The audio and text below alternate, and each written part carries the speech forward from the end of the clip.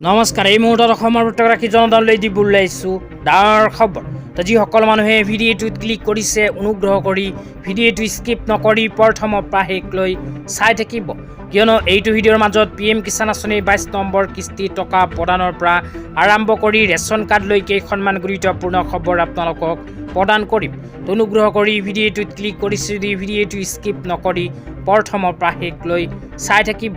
লগতে মোৰ চেনেলত নতুন হ'লে প্লিজ চেনেলটো ছাবস্ক্ৰাইব কৰি মোৰ লগত থাকিব আৰু ভিডিঅ'টো শ্বেয়াৰ কৰি আপোনালোকৰ বন্ধুবৰ্গক চোৱাৰ কাৰণে সুযোগ প্ৰদান কৰিব। তো বলক ভিডিঅ'টো আৰম্ভ কৰি আজি প্ৰথমটো গুৰুত্বপূৰ্ণ খবৰৰ বিষয়ে বিস্তাৰিত জানি লওক। তো আজি প্ৰথমটো গুৰুত্বপূৰ্ণ খবৰ হ'ল প্ৰধানমন্ত্ৰী কিষাণ সন্মান নিধি আঁচনিৰ ফালৰ পৰা প্ৰদান কৰা এক বিশেষ আপডেট লৈ। তো যিসকল কৃষকৰ নাম প্ৰধানমন্ত্ৰী কিষাণ সন্মান নিধি আঁচনিত অন্তৰ্ভুক্ত হৈ আছে সেইসকল কৃষকৰ বাবে আহি গ'ল গুৰুত্বপূৰ্ণ খবৰ। তো ইয়াতে লিখা আছে honourable prime minister Shri Narendra Modi will transfer money of the মোৰ then 18,640 crore in bank account of the more than 9,32 lakh farmers under 22 installment of Pradhan Mantri Kisan Samman Nidhi PM Kisan scheme. Only 3 days left. March 13, 2026.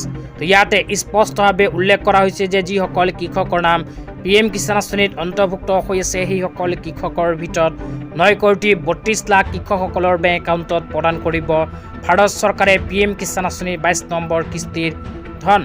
PM Kisan আঁচনিৰ 22 number কিস্তিৰ ধন অহাকালিয়ে কৃষকসকলে নিজৰ নিজৰ bank একাউণ্টত লাভ কৰিব।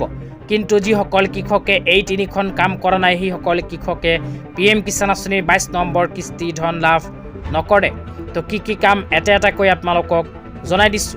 আৰু যিসকল কৃষকে এই তিনিখন কাম আগতীয়াকৈ কৰি লৈছে সেইসকল কৃষকে অহাকালি নিশ্চিতভাৱে নিজৰ বেংক একাউণ্টত PM কিষাণ আঁচনিৰ 22 নম্বৰ কিস্তিৰ ধন লাভ কৰিব। কাম তিনিটাৰ ভিতৰত 1 নম্বৰ কামটো হ'ল বেংক একাউণ্টৰ লগত আধাৰ কাৰ্ড লিংক। দ্বিতীয় নম্বৰ কামটো হ'ল নিজৰ মাটিৰ তথ্য পাতিখিনি PM কিষাণ আঁচনিৰ লগত সংযোগকৰণ। তৃতীয় নম্বৰ কামটো হ'ল PM কিষাণ আঁচনিৰ EKYC। এই তিনিখন কাম নকৰা কৃষকসকলে নাপাব PM কিষাণ আঁচনিৰ টকা। তেতিয়া আপোনালোকক দিবলৈ আহিছোঁ আজিৰ দ্বিতীয়টো খুবেই গুৰুত্বপূৰ্ণ খবৰ। আজিৰ দ্বিতীয়টো গুৰুত্বপূৰ্ণ খবৰ হ'ল অসমৰ মাননীয় মুখ্যমন্ত্ৰী ডাঙৰীয়াই প্ৰদান কৰা এক বিশেষ আপডেট লৈ। ইয়াতে কি লিখা আছে পঢ়ি শুনাই দিছোঁ। ইয়াতে লিখা আছে যোৱা 5 বছৰত আমি ৰাজ্যৰ সকলো শ্ৰেণীৰ নাগৰিকৰ বাবে উপকৃত হ'ব পাৰে তাৰ বাবে বিভিন্ন পদক্ষেপ গ্ৰহণ কৰিছোঁ। অহা কাৰ্যকালত আমি নতুনকৈ 2 লাখ চাকৰি সৃষ্টি কৰাৰ লগতে ৰেচন কাৰ্ড প্ৰাপকলৈ চেনি দালি নিমখ মিঠাতেল সম্পূৰ্ণ বিনামূলীয়াকৈ প্ৰদানৰ লগতে 500 গ্ৰামকৈ চাহপাত দিয়াৰো সিদ্ধান্ত গ্ৰহণ কৰিবলৈ গৈ আছোঁ।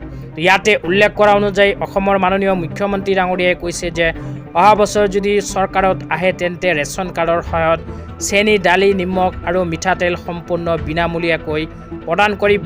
লগতে আৰু প্ৰদান কৰিব 500 গ্ৰামকৈ চাহপাত। তো আপোনালোকে ৰেচন কাৰ্ডৰ সহায়ত চেনি দালি নিমখ মিঠাতেল আৰু চাহপাত লাভ কৰিব পাৰিব সম্পূৰ্ণ বিনামূলীয়াকৈ। তো আজি ইমানেই, ধন্যবাদ।